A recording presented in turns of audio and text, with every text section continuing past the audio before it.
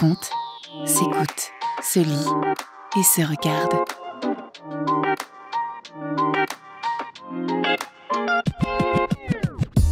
C'est un problème de concentration, complètement. Je vais lire une page et je me souviens pas de ce que j'ai lu, donc je relis la page.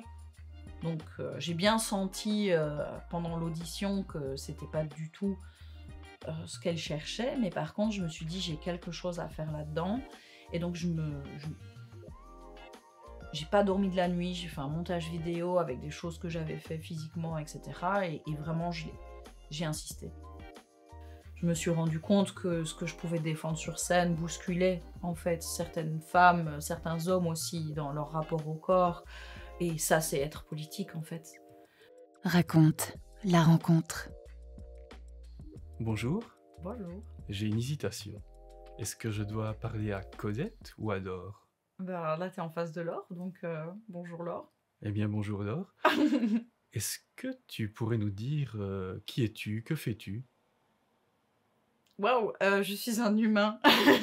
C'est déjà bien. Oui, c'est pas mal.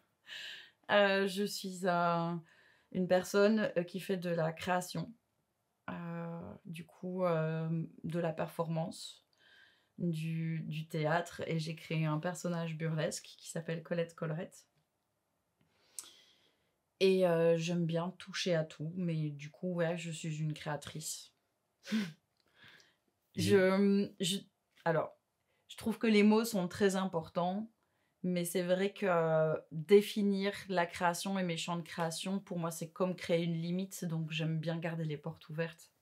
Du coup, une question aussi vaste, ben, j'ai envie de répondre aussi vastement. Mais vas-y, on est là pour ça sur Raconte, donc... Super. Mais du coup, ouais, je suis une créatrice. Mais justement, en parlant de création, on est ici dans ton univers. Enfin, je vais peut-être te laisser le détailler, mais on est chez toi, dans ton atelier. Est-ce que tu pourrais nous en toucher un mot? Oui, on est dans mon joyeux bordel. Et effectivement, c'est vraiment ma grotte. C'est ici que je vais tester, essayer des choses. J'aime bien laisser traîner des objets ensemble et puis du coup les oublier, faire des associations de couleurs et puis du coup les redécouvrir. Et puis souvent ça m'emmène dans des endroits, dans des champs de création qui vont me donner des pistes. Parce que j'aime bien. Je me suis rendu compte au fur et à mesure de ma vie professionnelle que mon intuition faisait en général mieux les choses que quand je les force et quand je veux absolument aboutir à un résultat. Et donc du coup, ce bureau slash atelier, c'est très très très représentatif de ce qui se passe dans ma tête constamment, en fait. Des explosions d'images, de matière et de potentiel. C'est ton processus créatif, Ouais. par assemblage, par visualisation. Ouais, complètement. J'ai vraiment besoin de voir les choses. Quand je peux toucher les matières, c'est encore mieux. J'ai un vrai kink avec la brillance, les couleurs et ces associations-là. Ça va me permettre de sentir des choses, de bouger et donc du coup après de les transmettre en fait sur la scène. Parce que je dis que je suis une créatrice, mais du coup la finalité, elle est scénique en général. Et donc oui, je vais en général, quand je commence une création, je me plonge dans des images et ma pensée en arborescence va me faire voyager Fleurir. là-dedans et je vais faire des connexions. Et justement, je trouve que les connexions que je fais de façon intuitive sont en général beaucoup plus intéressantes parce que je pense qu'elles font part d'une part de notre inconscient aussi, des choses qu'on avale et qu'on oublie. Bien. Peut-être pour en revenir à la base, tu viens d'où De Liège. en Belgique? Et Oui. tu as gardé une connexion avec cette ville ou pas du tout? Oui, absolument. C'est ma ville de cœur. J'ai eu beaucoup de mal à vivre à Bruxelles, en fait. C'était pratico-pratique. C'était simplement parce que mon métier m'amenait à voyager beaucoup et à beaucoup tourner. Donc Bruxelles est quand même assez centrale et donc c'était vraiment par pure facilité. Mais j'ai eu beaucoup de mal de quitter le petit village, de Liège et du coup, ce confort, en fait, aussi artistique et tous mes amis, ma famille, les connexions, ça a pas forcément été facile pour moi, mais je me suis habituée, puis je me suis recréé mon petit microcosme à Bruxelles. Tu parlais de ton microcosme liégeois, dans quel contexte tu as grandi? C'est-à-dire? Qu'est-ce que faisaient tes parents? Dans quel univers tu as évolué? Mmh. Quelles ont été les premières années de ta vie, en fait? À quoi ressemble-t-elle? Du coup, moi, je suis la petite dernière. Je suis née, 10 ans et 13 ans après mes frères. Donc je suis une espèce de trou générationnel dans ma famille. Je le spécifie enfin, j'en parle parce que du coup, j'ai été beaucoup seule. J'avais pas vraiment de cousins de mon âge, beaucoup plus jeunes ou beaucoup plus âgés. Donc j'étais une enfant assez calme et assez solitaire, beaucoup dans ma tête, en fait, et assez joyeuse. Et puis, en même temps, je faisais énormément de choses. Mes 2 parents travaillaient. Ma mère, s'occupait de personnes handicapées et mon papa était ingénieur, civil architecte. Donc ils travaillaient beaucoup et donc ils m'ont beaucoup occupée. Donc je faisais de la danse classique, du modern jazz, de la peinture, des mouvements de jeunesse, de la natation, des stages de théâtre, et puis vers 5 ans, j'ai commencé à faire du mannequinat et des publicités avec ma maman. On allait à Bruxelles justement pour, passer Des des castings? castings, ensemble et en fait, j'en ai un très bon souvenir parce que ma maman n'était pas beaucoup à la maison et donc du coup, c'était vraiment des moments d'intimité avec elle. On prenait le train, on voyageait. J'étais un peu obsédée par, Paris, la Libération quand j'étais gamine, et Belmondo. Oui, ouais. Et donc je rêvais de voir la tour Eiffel et toutes ces auditions, tous ces castings m'ont amenée à faire ces voyages-là et à découvrir ça.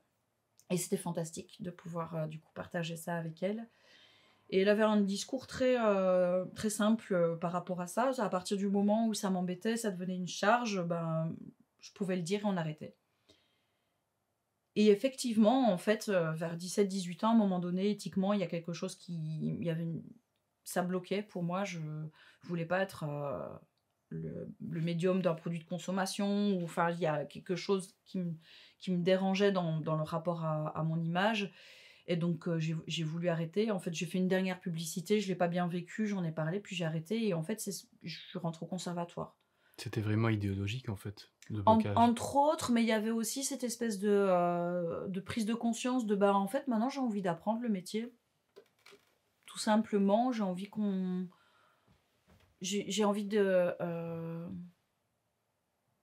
de me professionnaliser et ça pour moi, logiquement, ça passait par le théâtre. J'avais envie que ce soit plus qu'un passe-temps et effectivement, idéologiquement, en plus, ça appuyait sur des gros boutons pour moi.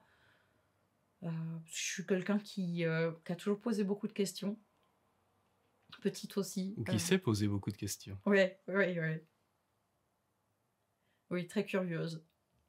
Beaucoup j'ai toujours adoré débattre, essayer de comprendre, ouais, depuis vraiment, toute petite.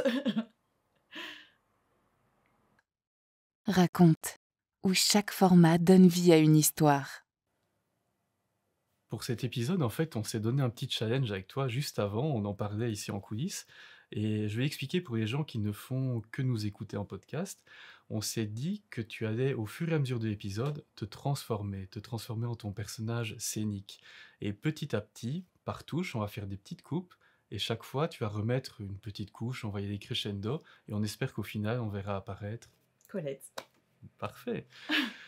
Mais avant ça, pour en revenir, dans le contexte dans lequel tu as grandi, je crois savoir aussi que tu viens d'une famille quand même avec une fibre artistique pour le moins importante. Oui, du coup, mon arrière-arrière-grand-père était, Edgar Scoffler. Mon grand-père, Sylvain Broncard, était peintre également. Mon frère est peintre.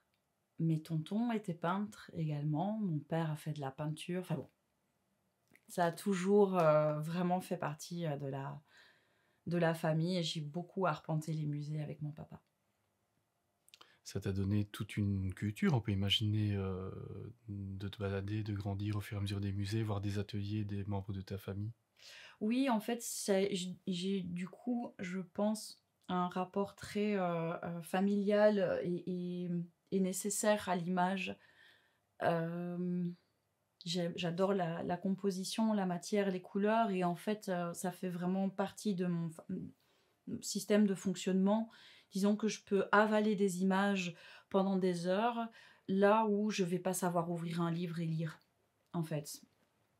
C'est une autre forme de lecture en même temps. Complètement, complètement, mais pendant très très longtemps, et notamment surtout pendant mes études de théâtre, c'était un très gros complexe pour moi, parce que j'arrivais pas à avoir accès à une certaine littérature qui, voilà, j'ai des problèmes de concentration, et donc du coup, à ce moment-là, on n'en parlait pas, je savais pas ce que c'était, donc je le subissais, et je comprenais pas cette facilité à pouvoir, du coup, me raconter des mondes face à une peinture, pas du tout forcément imagée, enfin, plus abstraite, par exemple, ou juste des couleurs. Et là où un livre, une pièce de théâtre pouvait, du coup, me faire perdre la tête, enfin, tourner de l'œil, quoi. Carrément. Oui, bah oui, parce que du coup, ça appuyait sur des gros boutons d'anxiété. Donc je Pourquoi? voyais le livre, enfin, rien que le livre, j'ai déjà des palpitations de me dire que je vais pas arriver. Et c'est surtout parce que c'était une obligation pour mes études d'avoir justement accès à tous ces écrits. Et c'est franchement pas par manque de curiosité. Au contraire, j'étais toujours transportée au cours, à apprendre l'histoire, etc. Et justement, mais dans la parole et le dialogue, du coup, j'absorbe. Mais quand je suis face à un bouquin, c'est l'enfer, ouais. Parce que tu n'arrives pas à rentrer dedans, c'est pas un problème de concentration en fait. C'est un problème de concentration, complètement. Je vais lire une page et je me souviens pas de ce que j'ai lu. Donc je relis la page. Et donc c'est Beaucoup. pénible, tu aucun plaisir à la lecture. Exactement. Ça me demande vraiment un certain cadre. À un moment donné, j'y arrivais, comme un enfant, tu vois? Ou avec certaines mises en page, ça va encore parce que les lettres sont un peu plus grosses, mais moi, en fait, mon esprit part tout de suite là-bas. Et donc oui, c'est une douleur parce que du coup, j'ai oublié le nom des personnages, donc je dois revenir en arrière, et donc consciemment, inconsciemment, j'ai vite mis ça de côté, et du coup, j'ai développé d'autres choses, en fait, tout simplement. Mais bon, par rapport à mes études de théâtre, Ça a dû être un peu plus compliqué, on peut l'imaginer. oui, mais après, j'étais très fort dans le concret, dans la création, dans l'improvisation et dans le rapport à mes partenaires, et donc du coup, et au corps et à la danse, parce que j'ai commencé la danse quand j'avais 4 ans. Ça a toujours fait partie de moi. En fait, je dansais toute seule tout le temps. Et là, je pense que ça se voit, je suis beaucoup tout le temps en mouvement. Tu bouges beaucoup effectivement, Et, mais et en fait, ma maman, voyant ça, s'est juste dit, bon, on va la mettre à la danse, hein. Voilà. Et en fait, c'était parfait pour moi. Alors, j'étais très distraite à la danse aussi. Je partais vite dans mes pensées, etc. Je me faisais souvent engueuler. Mais du coup, comme j'étais dans le corps, je sais pas, c'était beaucoup plus facile pour moi. est-ce qu'on pourrait parler d'une sorte de vibration intérieure ou je sais pas? J'essaie d'imaginer, ton propos quand tu dis: «C'était en toi», tu ressentais? En fait, je sais pas si comme marcher, tu réfléchis pas trop quand tu marches. Non, en théorie, non. Ben voilà, pour moi, c'est pareil. En fait, je danse tout le temps et je m'en rends pas compte, je le conscientise pas, en fait. Je vais, sortir la vaisselle en faisant un petit pas comme ça, où il va y avoir une musique et wouh! Je vais avoir un truc comme ça, et puis je vais en prendre conscience après, ou parce que les gens autour de moi vont se dire: «Mais qu'est-ce qu'elle fait?»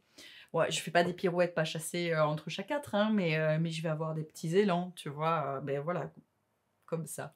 Je parle beaucoup avec mes mains aussi, donc ouais, c'est naturel pour moi, vraiment. Ça fait partie de moi.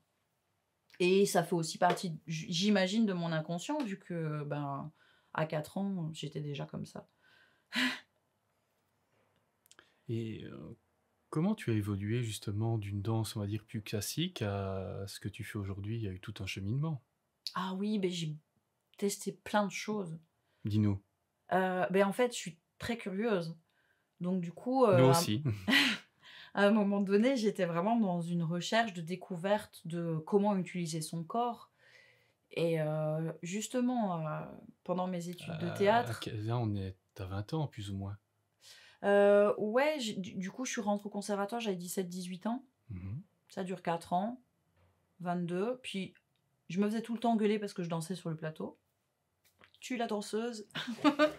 Et en fait, je trouvais le théâtre trop intellectuel, je trouvais la danse trop abstraite et j'avais envie de rassembler les deux. C'est à cette période-là que j'ai découvert des gens comme Pina Bausch et du coup, j'étais là, waouh, c'est possible de faire des choses aussi quotidiennes sur un plateau et que ça raconte autant de choses. Ça m'a bouleversifiée. Et en sortant du conservatoire, du coup, j'ai mangé de la matière. J'ai essayé du buto.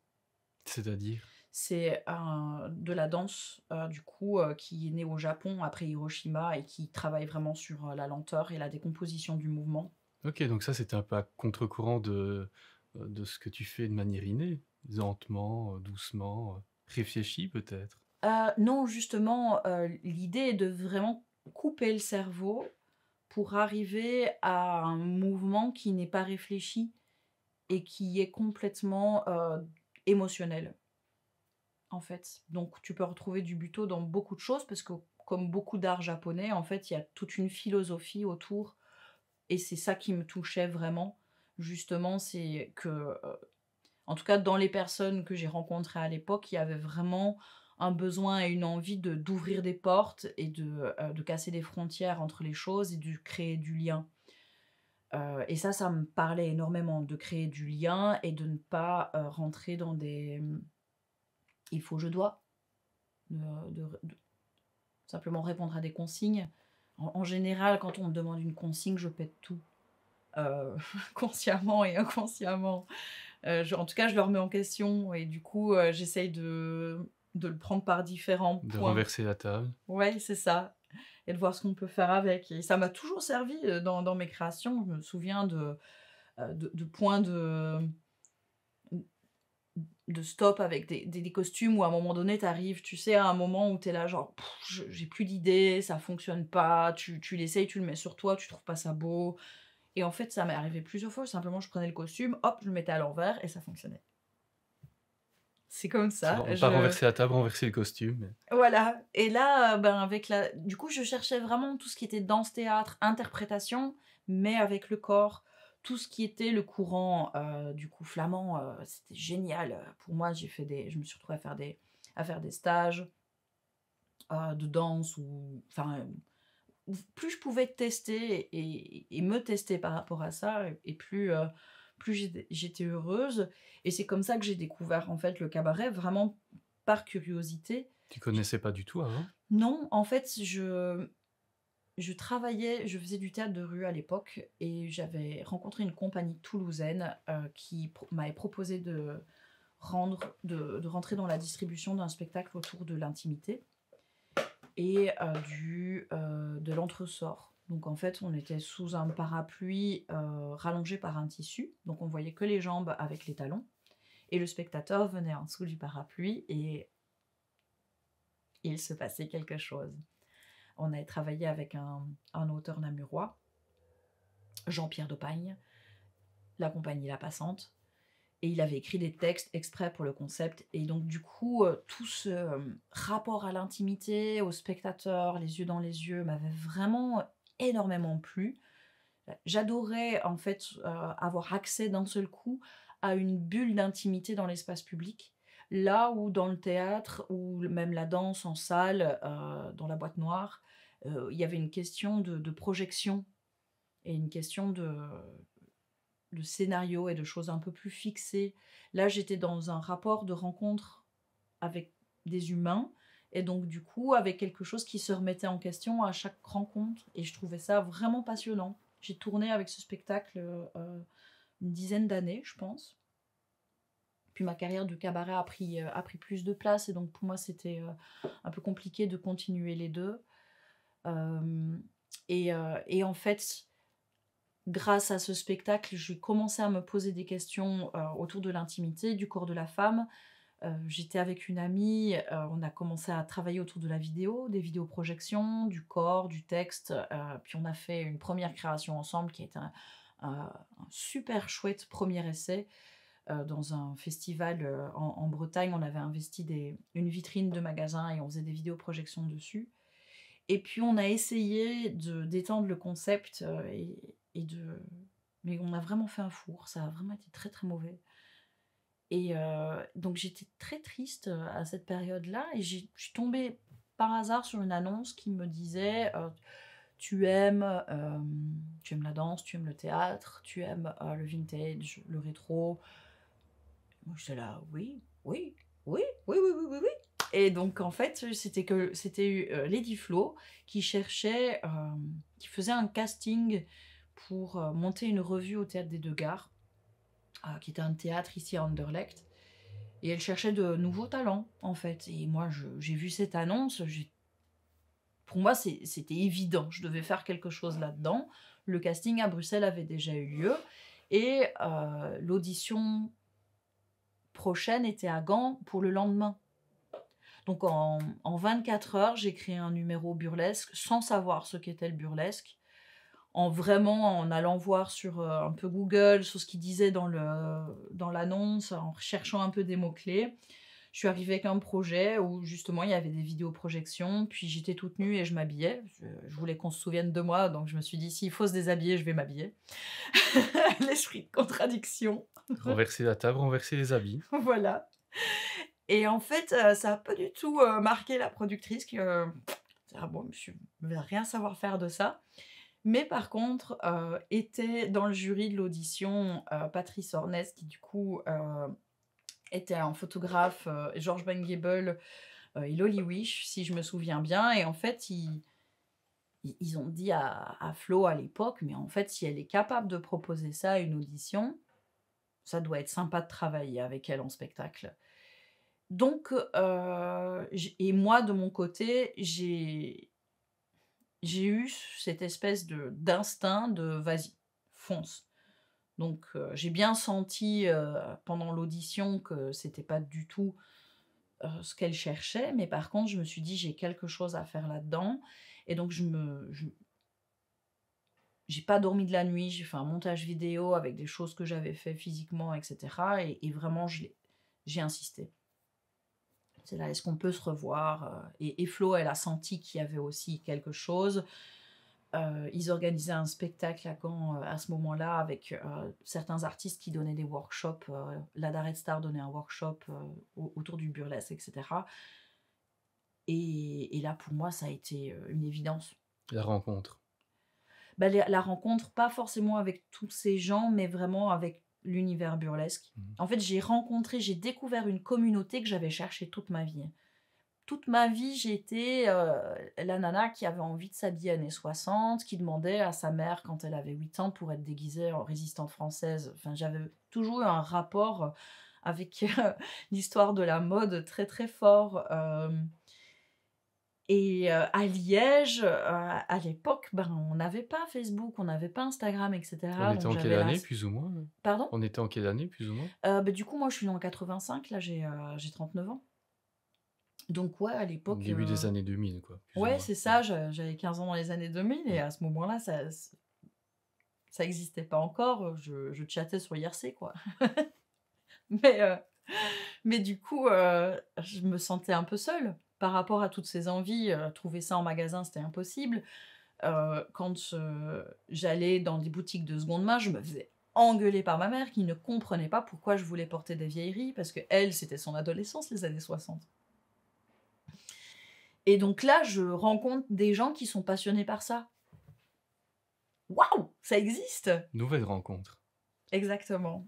Nouvelle rencontre, nouveau milieu et là je pouvais plus, lâcher le morceau. Et bien justement, en parlant de morceaux, on rajouterait pas une couche? J'allais te proposer. Eh bien allez, go! Raconte la forme avec le fond. On vient de franchir encore une nouvelle étape, je Oui, crois, vers, ta mutation, c'est ça, la vers, transformation. et en plus, on l'a peut-être aperçu déjà un peu avant, heu, ton petit camarade. Ah Johnny. Mmh. Tu travailles parfois avec lui? Hem, alors c'est pas que je travaille avec lui, mais c'est qu'il m'accompagne partout. Donc il va être là en loge en général, Donc il te suit si en déplacement et tout, exactement, oui. Donc si je peux, oui, le chien est là. J'aime beaucoup avoir mon chien avec et c'est vrai que Je trouve que dans des endroits comme des loges, il y a la présence d'un animal apaise souvent les choses. Il y a quelque chose qui rend aussi l'endroit plus quotidien. Et j'aime bien ça, en fait, que la loge devienne une espèce de, enfin, simple, une chambre partagée où du coup, comme on se met à nu et qu'on se transforme, on va avoir des discussions hyper intimes les uns avec les autres. Enfin, il y a toutes des choses qui peuvent se mettre en place dans les loges qui sont hyper intéressants. Et en général, je trouve que d'avoir mon chien avec, voilà, ça aide à ça. Ça brise un peu la glace. Ouais, aussi. Et puis, ben, Johnny est arrivé récemment dans ma vie, donc je le connais moins bien. Il est fort jeune. Elvis, mon chien précédent, du coup, il est parti, il avait 14 ans, mais pendant 14 ans, il m'a accompagné en tournée. Et c'était vraiment un chien de backstage, quoi. Un chien de backstage. La première fois que Ouais. j'entends ça, Il connaissait toutes les showgirls, il allait se mettre, il était hyper posé, il allait s'asseoir près d'elle, il allait chercher du câlin, mais en même temps, il respectait les besoins, il restait toujours calme, il venait de temps en temps me faire un petit snuff en sortant de scène. Enfin, bon, après, c'était un vrai punk aussi, et il avait son dark side, mais oui, Elvis m'a vraiment accompagné partout, et en fait, il a fait un cancer, il a eu un cancer des méninges, et toute la communauté m'a aidé à le soigner, en fait. J'ai fait un crowdfunding à l'époque, c'était en plein confinement, donc pas moyen de travailler, d'avoir une vraie source de revenus, etc. Ça a vraiment été très compliqué. Et je me suis retournée vers les gens qui me suivent, en fait, depuis des années, et j'ai eu la merveilleuse surprise de découvrir un soutien énorme, en fait, à travers toute cette épreuve. Ça a été douloureux et difficile, mais en même temps, j'ai vraiment découvert la force de la communauté dans laquelle je faisais partie. il y a beaucoup d'entraide dans cette communauté où c'est plutôt chacun pour soi. Enfin, c'est difficile à imaginer. Dans la communauté professionnelle, il y a Mhm. beaucoup d'entraide, ouais. Il y a beaucoup, beaucoup d'entraide parce qu'en fait, on est tous un peu dans le même bain. On voyage avec une valise de 20 kilos, on dort dans des sofas et on prend l'avion à 5 heures du matin. Donc, il y a une vraie sororité, fraternité qui se crée entre tous les performeuses burlesques. Alors, je peux aller dormir dans n'importe quelle capitale d'Europe, entre guillemets. J'ai un divan qui m'attend Un point de potentiellement. chute.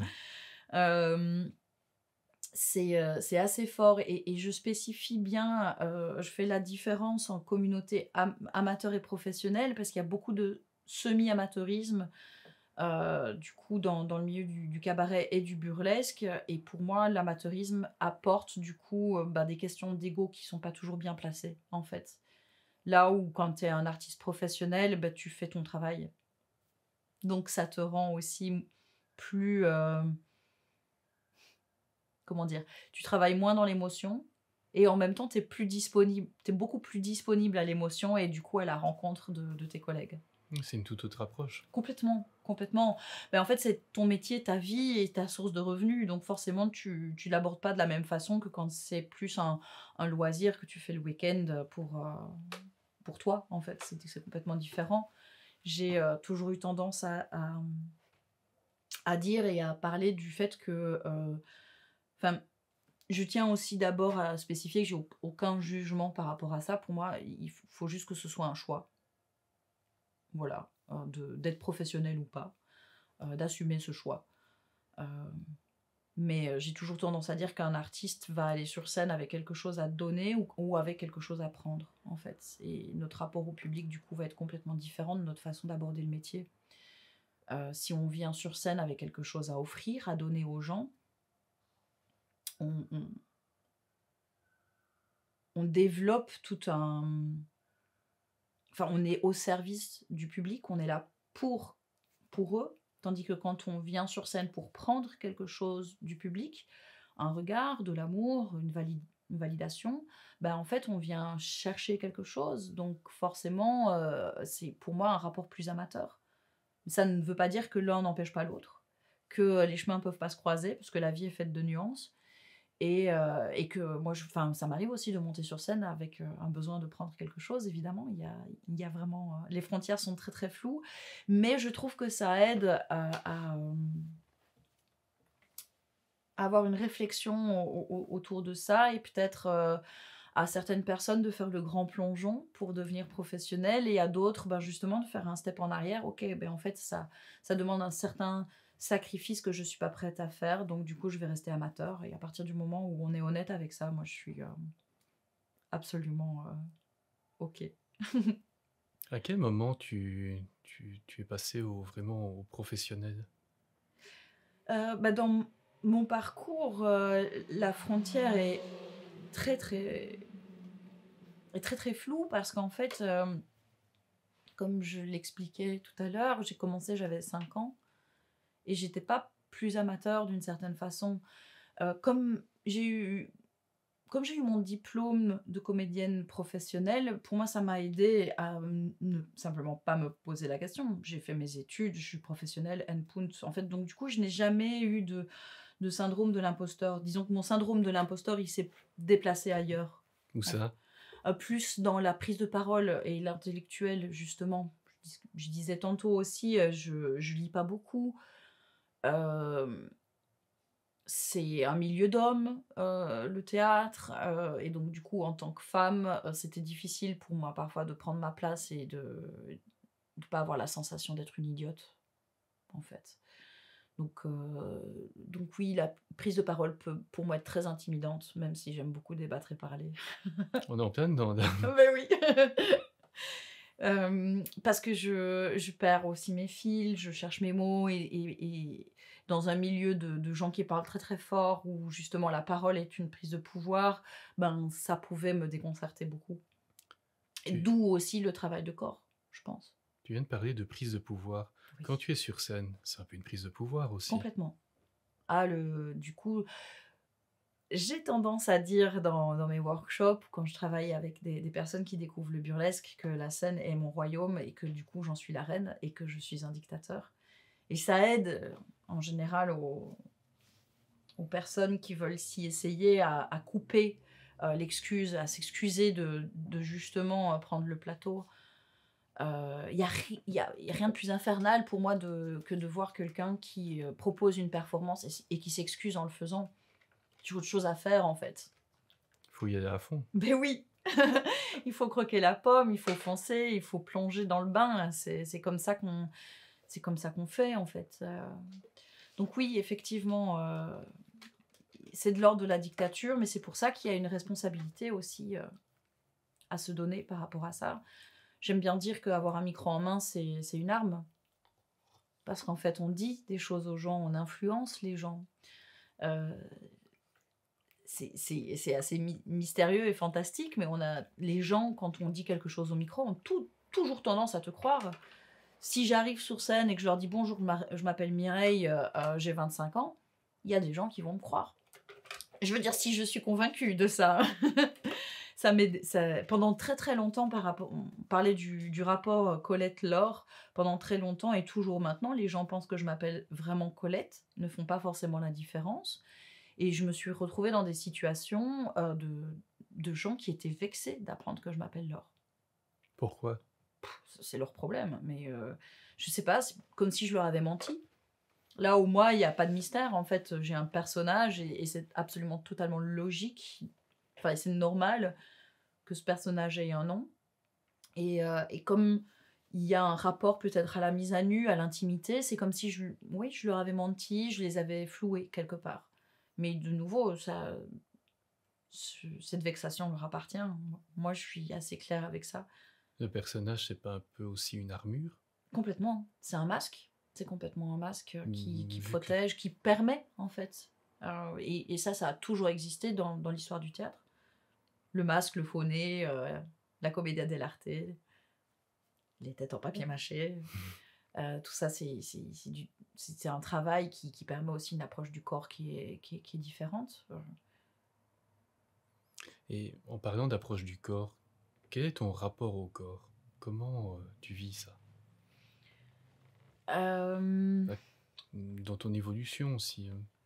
il change et il évolue parce que, bah, du coup, je vieillis aussi et mon rapport à mon corps, à moi évolue. Ça a toujours été mon instrument de travail, donc j'ai souvent eu un rapport, détaché au corps, C'est-à-dire? justement, du personnage, de la distance, par rapport au plateau, pouvoir, interpréter et se mettre dans la peau de quelqu'un d'autre et là, le burlesque, c'était une approche de personnage, mais en même temps de travail de l'intime et maintenant, quand je pense à ma carrière burlesque, je me rends compte à quel point je me suis cachée au début de ma carrière, là où je prétendais, être libre avec mon corps, m'en foutre de la nudité, ce qui a priori était sincère à l'époque.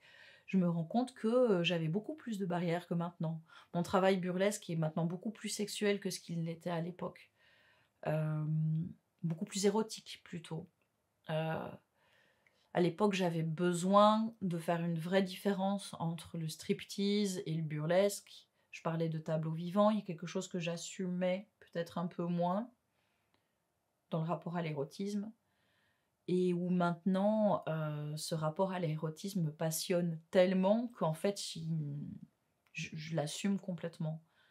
Hem, parce que j'ai fait aussi un énorme travail sur moi-même, par rapport au regard des gens et à ce que les gens projetaient sur moi. On m'a beaucoup sexualisée toute ma vie en tant que femme, et c'est quelque chose que je comprenais pas forcément et du coup, au fur et à mesure de ma carrière, c'est comme si je l'avais pris en main et embrassé et du coup, je le du coup, je le, je le travaille, je l'approche et je le travaille différemment. Ça s'est vraiment répercuté quand on regarde ce que j'ai créé dans l'approche de différentes époques. J'ai commencé ma carrière en approchant vraiment les années 20, la République de Weimar, du coup l'après Première Guerre mondiale et tout ce boom artistique en Allemagne, parce que ma première approche du cabaret était autour de Brecht aussi, c'est ce que je connaissais, à travers le théâtre et donc oui, il y avait quelque chose de plus dans l'image. Je faisais un numéro où je me cachais derrière un store, j'apparaissais, je disparaissais, donc le tease, il se mettait là. Hem, mais je dansais, quasiment nue aussi avec mon ballon après quand j'ai créé le Pierrot, mais on était dans quelque chose de vraiment très esthétisant. Puis petit à petit, j'ai commencé à explorer plus, l'univers du go-go et du striptease dans les années 60, qui était un rapport beaucoup plus direct, bah, au striptease et à l'érotisme et à la pornographie. Ça m'a passionnée parce que du coup, c'était un rapport au public différent, un dialogue au public beaucoup plus différent et ça m'a ouvert une palette de connexions avec les gens beaucoup plus large. Justement de pouvoir jouer sur des on-off. Je suis avec vous, je vous tease directement ou je suis avec moi-même et je crée un tableau vivant. Parce que je trouve ça intéressant de continuer à ouvrir des portes et à explorer au final et à se mettre, en danger et à continuer de chercher. La temporalité dans le milieu du cabaret, c'est, 1 mois, 1 an par rapport à la vie réelle. Ça va très, très, très, très, très vite. On touche à des sujets de société, à des questionnements ici et maintenant. Donc c'est important de rester ouvert à ce qui se passe et aux questions qu'on se pose ici et maintenant et à travailler le temps présent. Donc forcément, mon rapport au corps évolue en fonction de moi-même. J'ai traversé un burn-out, une dépression et ça a impacté mon travail aussi. Ma thérapie a impacté mon travail aussi parce que, c'est la matière et je on peut pas la nier. Enfin, j'ai pas envie de prétendre être quelqu'un d'autre. Je suis ce que je suis et donc je travaille avec ce que j'ai et ça c'est passionnant au final d'essayer de trouver un chemin pour se le permettre. Et la permission, maintenant, est vraiment quelque chose d'hyper important, dans mon travail et c'est ce que j'essaye de transmettre aux personnes qui viennent, suivre mes cours et mes workshops. Oser, oser et permets-toi. Une sorte de lâcher prise aussi, et en même temps en Complètement. gardant de pouvoir. Ouais, et de prise de liberté. Là où, par rapport au corps féminin, on a toujours subi beaucoup d'injonctions, beaucoup de règles, beaucoup de tu dois rentrer dans tel ou tel standard, avoir des poils ou pas. Euh, on, on nous a fait subir beaucoup d'injonctions très contradictoires. Trop maquillée, pas assez maquillée. Euh, donc là-dedans, pour moi, le burlesque, c'est remettre les compteurs à zéro. Tiens, en fait, mais toi, t'as envie de quoi aujourd'hui? Et je trouve ça important de pouvoir se permettre la question. Est-ce que j'ai envie d'être maquillée aujourd'hui? Est-ce que j'ai envie d'être naturelle? Ou est-ce que, tiens, ça va me faire du bien d'être un peu plus coquette, de mettre des vêtements un peu plus taillés? Non, aujourd'hui c'est le training. J'ai une interview, je serai en training. En fait, c'est pas grave, j'ai rien à prouver. Ne pas subir son personnage non plus. Ou subir oui, sa création. Tu n'as pas envie qu'on passe encore à une étape plus loin dans ta création, dans ton personnage? Tu me lances un peu sur le truc, mais Avec de plaisir, ouais. rajouter encore un pas vers, là, on est déjà dans l'ambiguïté, je sais plus si je dois t'appeler Laure ou Codette, ou Laure Codette, ou on est un peu dans l'entre-deux, Mais mais moi non en plus, je ne sais pas. Et quand on me pose la question, j'ai souvent tendance à répondre, tu verras. eh bien, voyons. Raconte, le média intimiste mais pas indiscret. On vient encore d'avancer d'une étape, là. Ouais, Maintenant, c'est Codette? maintenant c'est Colette, ouais. Presque? Oui, presque parce qu'effectivement, je pense que le costume induit beaucoup dans la posture. Je vais porter des corsets, je vais porter des choses qui sont collées sur moi, donc forcément physiquement, ça me contraint et ça me restreint beaucoup. Mais par contre, je parlais de masques tout à l'heure, les fossiles, c'est vraiment ça. C'est comme si je mettais un faux nez. D'un seul coup, le personnage arrive et j'ai un masque de maquillage quoi, qui est là. Ça va être parfois même plus compliqué pour moi de parler. En Colette, vu que le personnage, a priori, il est muet, il est visuel, il est corporel.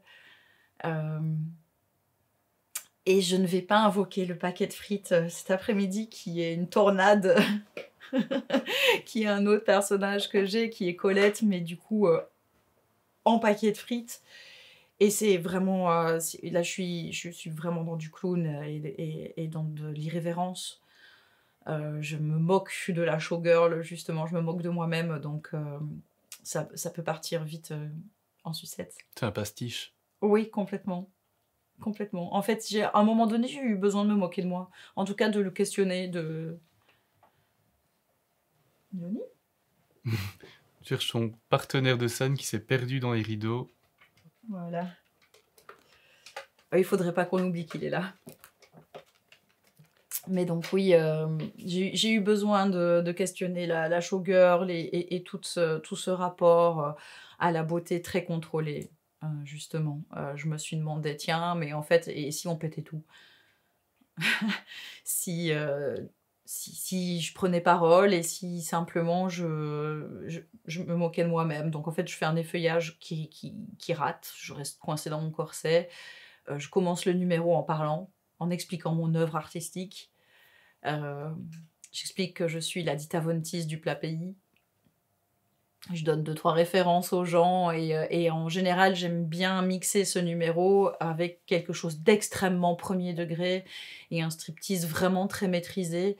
Et ça m'intéresse énormément d'avoir ce contraste sur scène et que le public ait accès à ça, en fait. Quelque chose de complètement loufoque, drôle, et en même temps quelque chose d'extrêmement maîtrisé et érotique.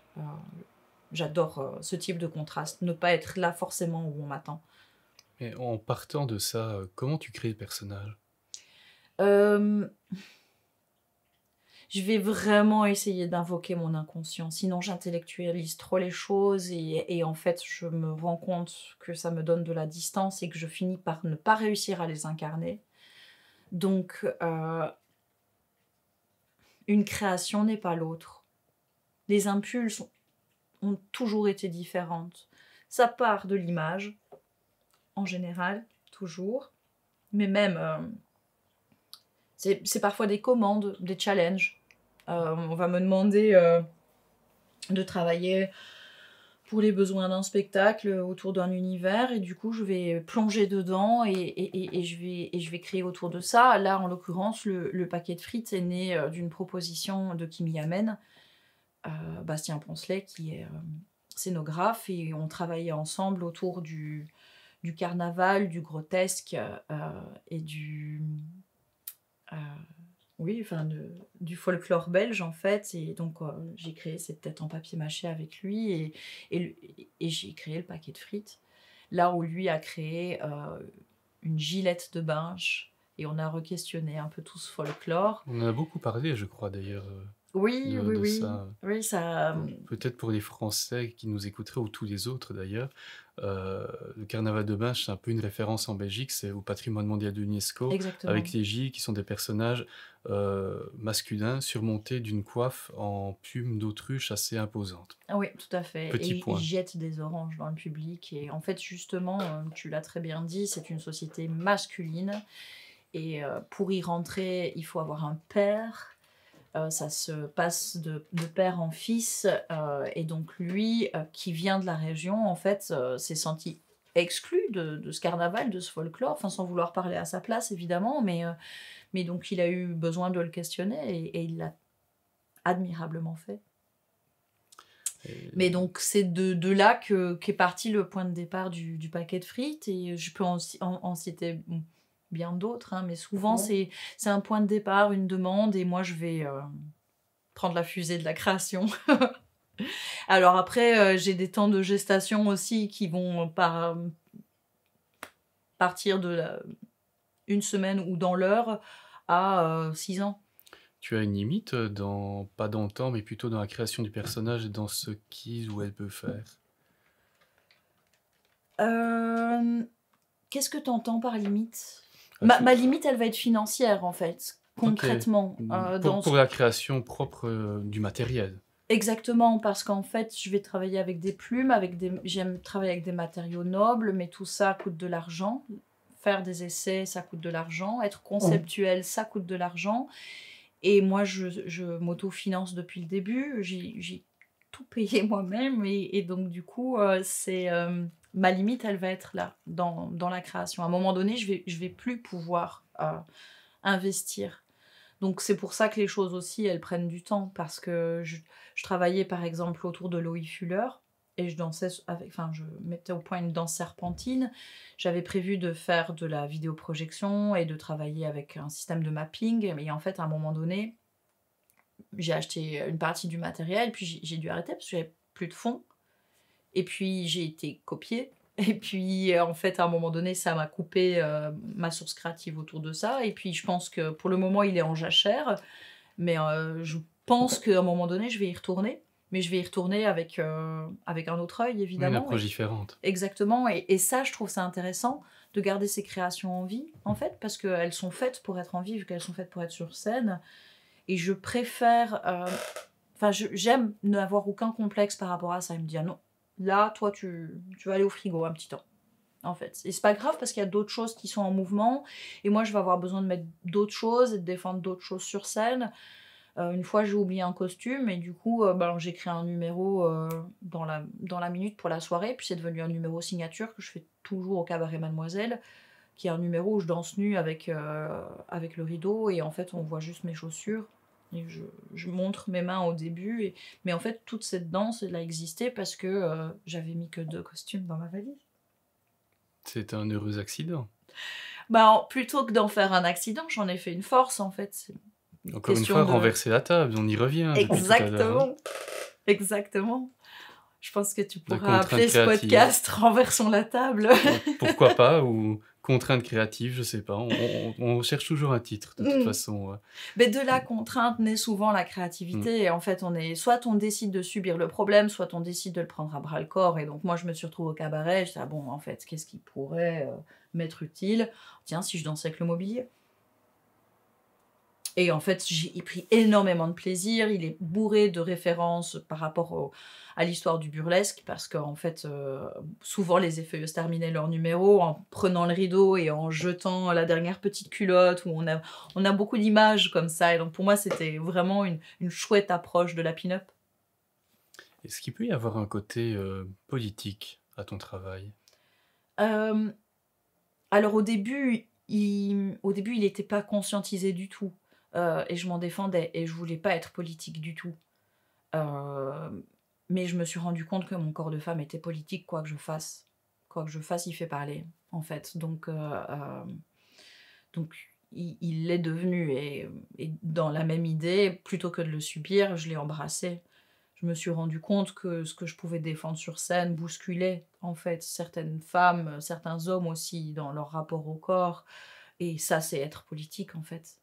Maintenant, j'ai beaucoup de douceur et par rapport à tout ça, et comme je l'ai beaucoup dit dans toute l'interview, j'ai beaucoup de mal avec les injonctions, donc même là-dedans, je vais défendre de la nuance. Je vais pas avoir besoin à tout prix d'être nue sur scène. Si c'est possible, je le fais. Si l'audience de ce cabaret-là, dans ce pays-là, n'est pas prête à ça, je n'ai absolument pas de problème à garder mon slip.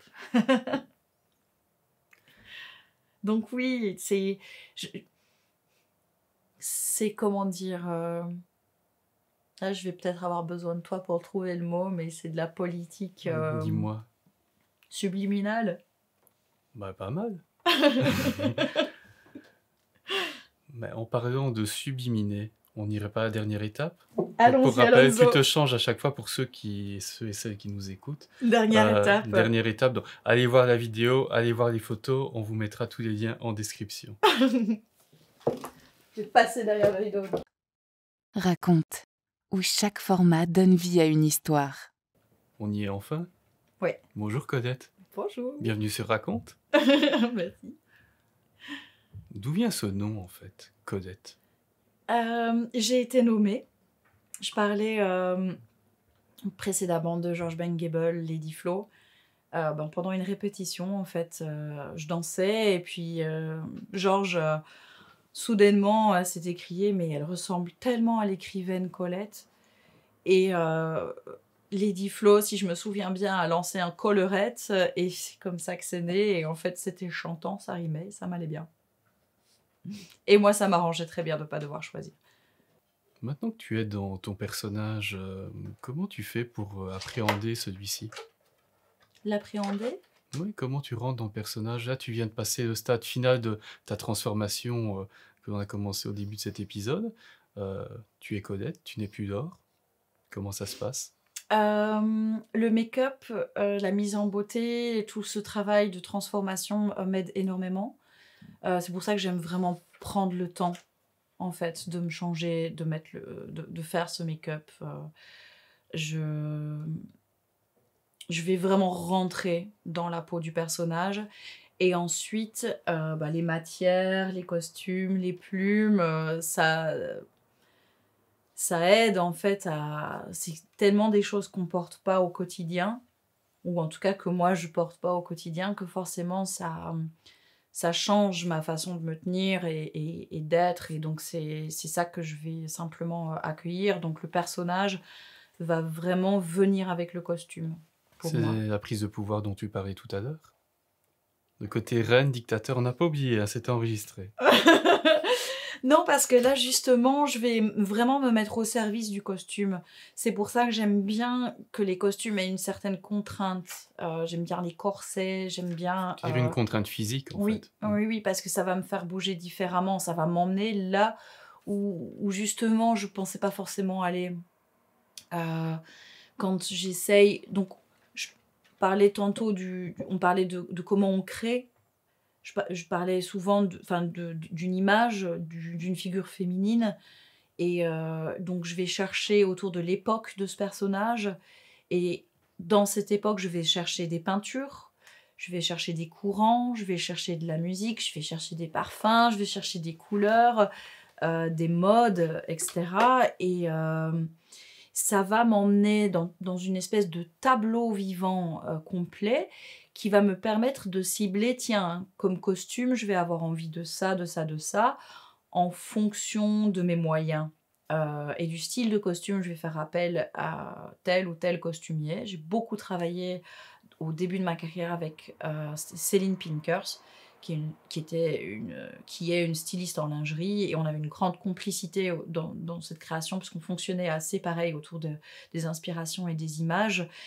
Et donc, en fait, tout ça va me permettre d'avoir une demande précise à un autre créateur, parce que j'adore me faire aider dans mes créations. Pour moi, 2 cerveaux valent mieux qu'un. La En fait, co-création. oui, disons que tout ça va être de la nourriture, ça va m'emmener dans des endroits pas forcément connus. Donc oui, il y a de la dictature et de la prise de pouvoir, mais en même temps, il y a beaucoup de lâcher prise et d'attendre, bah tiens, qu'est-ce que ça va raconter? Une fois que tout ça a été mis en place, je porte le costume et je vois, en fait, j'essaie d'être à l'écoute de comment il va me faire bouger, de ce que je vais avoir envie de rencontrer, de raconter, pardon, avec. Euh, les costumes vont avoir... je vais vraiment faire attention au sens, à l'odeur. Les plumes, elles ont un certain son. Sur la peau, c'est beaucoup de sensations. Donc je vais chercher autour de ça et autour de l'intime que toute cette matière, que tous ces matériaux vont m'apporter, en fait. Ça va me permettre de trouver un chemin chorégraphique et du coup un lien avec le public aussi. L'érotisme et le burlesque, pour moi, font vraiment... Il y a 5 sens à explorer. Je trouve ça intéressant de chercher autour du son, autour du toucher, de la matière. Colette a un parfum. C'est un parfum qu'on m'a offert et pour moi, pour Laure, il était beaucoup trop fort. Mais en fait, il correspondait hyper bien à mon personnage.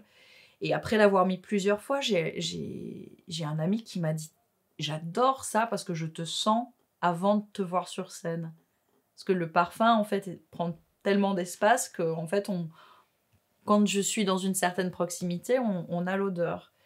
Et en fait, pour moi, tout ça est matière à érotisme, est matière à tease. À quoi tu penses quand tu es en performance? Ah, j'essaie de ne penser à rien. Qui arrive? Souvent, ouais. J'ai des bonnes capacités de blackout. Ouais. En fait, disons que le travail va être de créer le chemin, va être de créer un cadre. Je vais essayer de me rendre service. Tiens, ce costume-là est tellement difficile à manipuler qu'il va avoir besoin d'une chorégraphie. Là, je suis nue, donc je vais vraiment aller chercher ailleurs.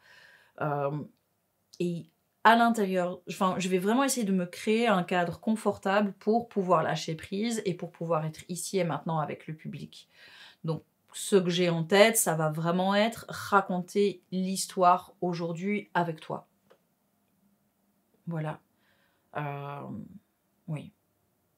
Donc, il y a beaucoup de choses en tête, mais en même temps, pas grand-chose, si ça fait sens.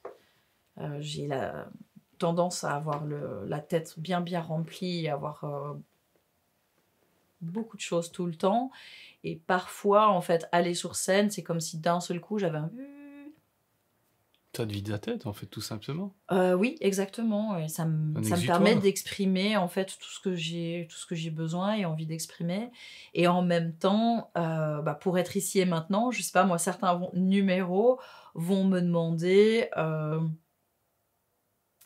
certains stimuli. Donc, il y a des endroits dans la chanson, dans la musique ou dans la chorégraphie, il y a des phrases et des sons qui vont venir. Ah, c'est moment cucu.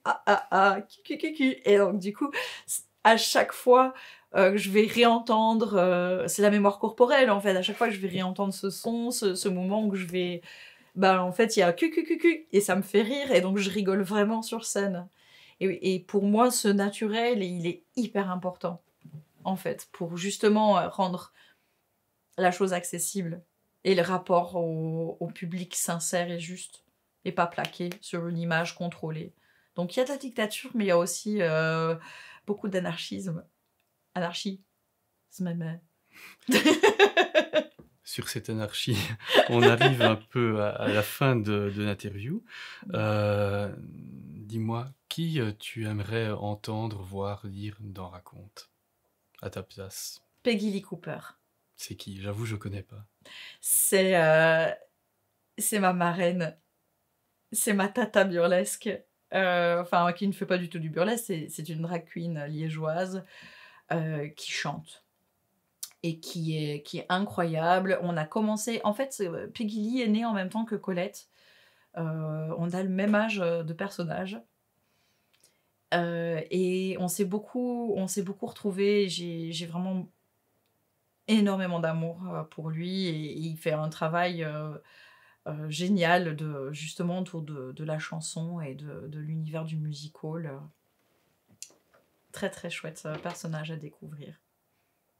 Eh bien, c'est noté. Merci beaucoup, Colette. Et je t'en prie.